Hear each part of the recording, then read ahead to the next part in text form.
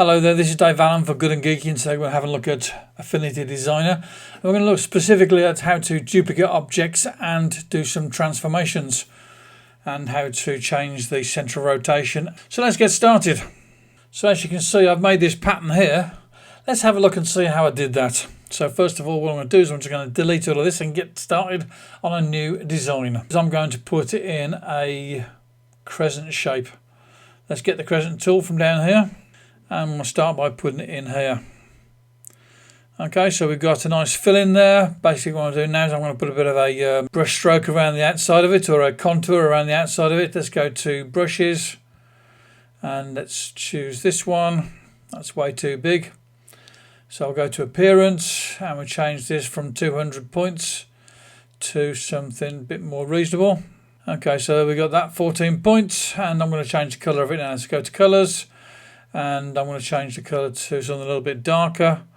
I want a darker sort of purple on that there, so we've got that done. Okay, so what we're going to do now is we're going to do something with this actual shape here. There's a few different things we can do with this. Let's go to the move tool first of all. You can do that by going to the thing up in the left hand corner there, move tool, or you can press the letter V on your keyboard and that will take you to the move tool.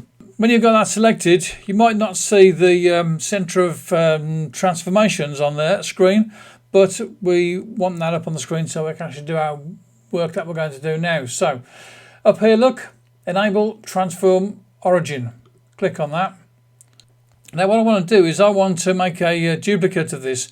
I want to make a duplicate of it. I'm going to make it so that it transforms and turns around this area here rather than the center where it is here. So instead of turning it around like this, I'm going to turn it around a different way.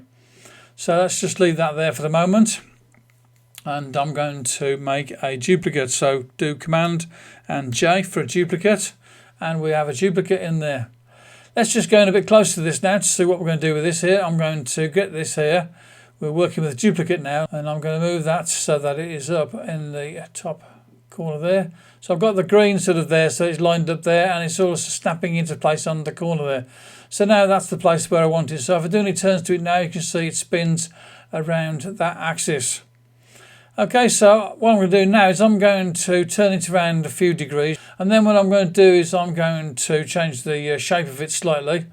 I want to make it a little bit narrower, and I want to change it so that it's a bit smaller that way as well.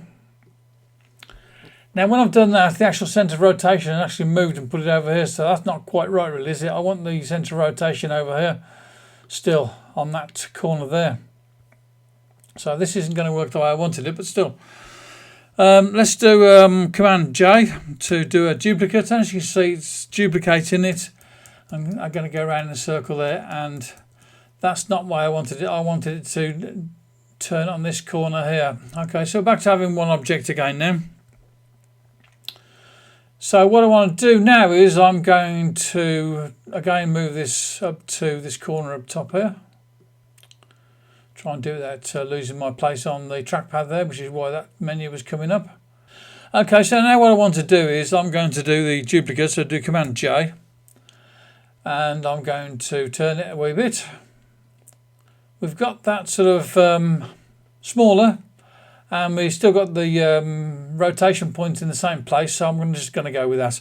And the other thing I want to do as well with it is I want to go into our layers, and I want to change it from being normal to being multiply maybe, or I go for something else, vivid light. I want it so that I'm getting a bit of a sort of colour change when I'm moving these things around. And we go for exclusion, that'll do. With that all changed, let's do some more Command J's and do some more duplicates. And as you can see, the changes that I made initially, they're all sort of passing through onto the duplicates. Each time it gets smaller as it rotates around, and I've got myself a nice little pattern there. Now these patterns that you make and these sort of shapes that you make don't have to be sort of going around in circles like that. You could do it so that you have a shape going inside another one. So let's go to our shapes tool again. This time we'll pick up a double star tool, and I'm going to start somewhere around about here, and let's just press the Command and the Shift key so it comes out from the center. Let's go to appearance. We'll go to stroke, and I'm going to change the stroke to something different. And at the moment it's set for having a dotted stroke, so let's go for, instead of a dotted one, we'll go for a solid line, and that'll be fine. And we'll leave everything else the same. Make sure that you've got scale with object in there. Okay, so this time what I want to do is I want to do a duplicate of this. So let's do Command and J to do a duplicate.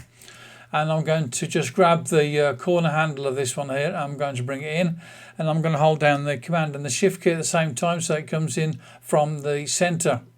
Okay, so now I've got a duplicate in the center of that there, and you see it's working quite nicely for me.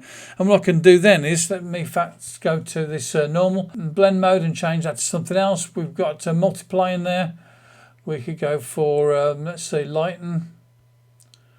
There's various possibilities here. Vivid light. What do we want? Difference, no. Exclusion. Subtract, divide. Let's try divide and see what happens. Okay, so I've got that done there, and I'm going to press the Command J again to get another duplicate on the inside of that there. And as you can see, these are going down on the inside there, and not much is happening because of the fact that I've got that divide blend mode. Let's change it to something else like subtract. We can go into this one here. Let's go back to the move tool again, so press the V key, and let's select one of these other ones here and change from divide to something else. We go for hard light. Select one of these other ones that we can see it again, and we'll choose a different style in this here. We can actually sort of use some of these styles in there. There's all sorts of things you can do with this, like the frost style, for instance. If we choose the one in there, in between that there, and go for this metal sharp, we've got another thing going on in there as well. So everything's looking great. Now, it doesn't look sort of very exciting at the moment, this sort of shape going around the outside of it, because it's all using the same blend mode. But if I take that one there, what I can do is I can change the blend mode on it. So let's go to layers again. Instead of exclusion, I'll change that to subtract. Let's choose another one of these here. We'll go from exclusion to vivid light. Just work these out until you've got something that you think looks good and fits the pattern that you were trying to work and trying to get. Okay, so when you've got a pattern now that you like, select all of that there. And this time what I want to do is I'm going to transform objects separately. So now what I want to do is I want to select all of these things here. And I'm going to go to the thing here, look, the thing for turning it around. And as you see, I've got all sorts of other things happening now, and I'm getting a nice different pattern out of it. Let's click off that there. So as you can see, you can play with this until your heart's content and come up with all sorts of different things. So that's something that you can do with an Affinity Designer to make things that are pleasing to the eye, one way or another, as suits your creative bent. This is Dave Allen for Good and Geeky. Talk to you again soon and have some fun with Affinity Designer.